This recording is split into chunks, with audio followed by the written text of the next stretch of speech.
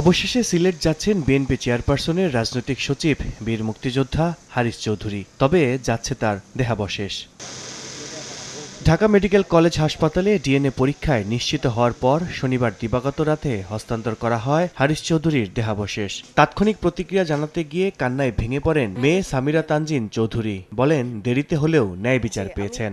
ন্যায় বিচার পেয়েছি, একটু দেরিতে পেয়েছি এবং এত কিছুর মধ্যে দিয়ে যেতে হলো that I am having to relieve the moment. ন্যায় বিচার পাওয়ায় সরকার ও জুলাই বিপ্লবের শহীদদের প্রতি কৃতজ্ঞতা জানান ব্যারিস্টার সামিরা। বলেন, বাংলাদেশের এই কলঙ্কিত ইতিহাস যেন চিরতরে মুছে যায়। বাংলাদেশের এই কলঙ্কিত ইতিহাস যেন একেবারে মুছে যায়।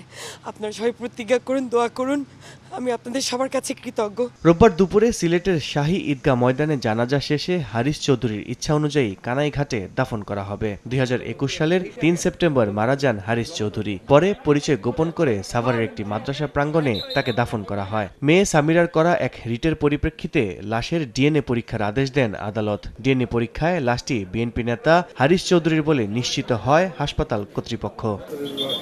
আল কাসির, সময় সংবাদ, ঢাকা।